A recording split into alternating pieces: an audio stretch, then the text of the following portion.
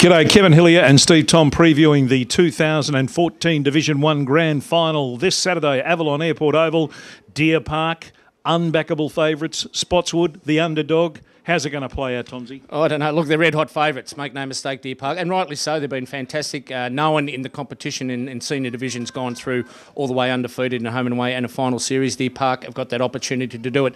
They've got winners all over the line. There's no doubt, you know, from Kwame McCarg to Pert Smith through that centre, big shield in the ruck. We don't know at this stage. It could be 3 or 4 changes to the Deer Park team, and we're talking about good quality players, maybe a Houlihan, maybe a Wong to come back in that lineup, Shiloh Smith, and Big Greenhoff, who is not playing at Collingwood. They're out of the final series. So they've got to make some changes. The toughest thing for Deer Park is going to be the selection on the Thursday night. But that's part of it. You're not there to make friends as a senior coach, and Mark Bullen and the match committee will be pretty much aware of that. Spotswood, how do they beat them?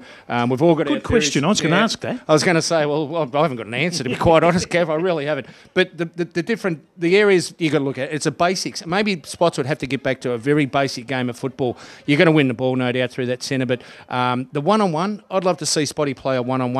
They have to make it a physical game, and I'm not saying cross the line, nothing stupid. They have to make it a physical game where they put a lot of pressure on the Deer Park players, ball getters, the one-on-ones all over the ground.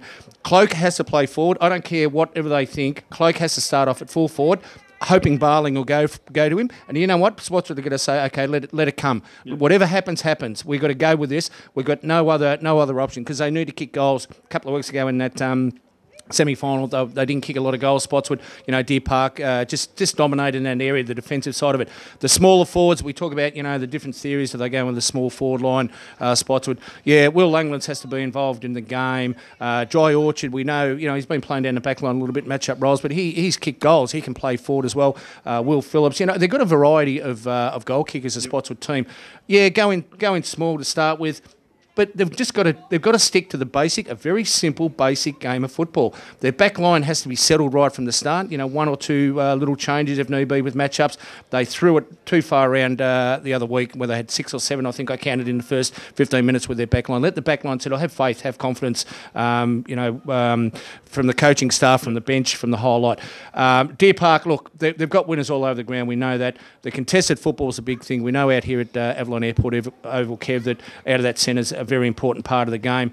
Bordy back in that lineup for Spotty, it makes a big difference. Yep. I know they're very respectful of the Spotswood football team, Deer Park, and rightly so, to play in 8 grand finals in a row.